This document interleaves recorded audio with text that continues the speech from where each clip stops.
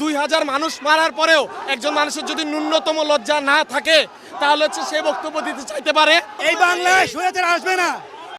শেখ হাসিনার রাজনৈতিক ভাষণের পরে এবার উৎক্ষিপ্ত জনতা ক্ষেপে ধানমন্ডি 32-এ তার যে বাড়িটি ছিল সেখানে হামলা করেন উচ্ছিষ্ট জনতারা এবং বিভিন্ন জায়গায় যেমন রাজশাহী বিশ্ববিদ্যালয় থেকে শুরু করে খুলনা বিশ্ববিদ্যালয়ের আশেপাশে যেখানে বঙ্গবন্ধু শেখ মুজিবুরের ছবি ও শেখ হাসিনা ও রেহেনার কোনো প্রতিচ্ছবি থাকলে সেখানে তারা সব কিছুই ভেঙে চুরমার করে দিচ্ছে এবং উচ্ছিষ্ট জনতা জানাচ্ছেন যে তার কোনো স্মৃতি এই দেশে থাকবে না, তিনি ইন্ডিয়ায় আছে, তাকে বাংলাদেশে আসতে দেওয়া হবে না, এমন অনেক অনেক কথা বললেন ছাত্র জনতারা। এবং তারা আরও বলেন যে ফ্যাসিবাদী সরকার তারা 16টি বছর জনগণকে লুটিপুটে খেয়েছে, তাদের এই দেশে কোনো অধিকার নেই থাকার।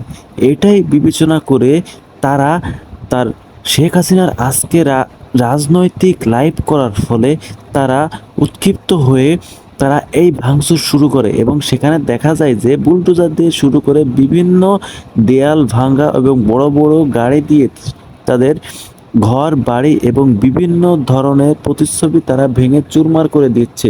প্রিয় দর্শক, আপনাদের কাছে কি মনে হয় শেখ হাসিনা ভাষণের পরে তার বাড়িঘর ভেঙে চুরমার করে দেওয়া কি ঠিক হয়েছে? অবশ্যই কমেন্ট বক্সে আপনাদের মন্তব্যটি জানিয়ে যাবেন। অনেকেই এমন কথা বলতেছে খালেদা জিয়ার সাথে নাকি এর থেকেও খারাপ অবস্থা হয়েছিল, সেজন্য শেখ হাসিনার সাথে যেটা হচ্ছে ভালোই হচ্ছে, এমন কিছু মন্তব্য করেন অনেক লোকেই।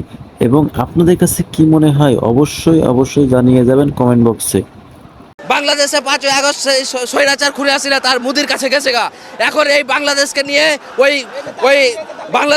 ওই কলকাতাতে বসে, বাংলাদেশকে নিয়ে দিল্লিতে বসে আজকে যে ষড়যন্ত্র করছে, আমরা এর তীব্র নিন্দা এবং প্রতিবাদ জানাই।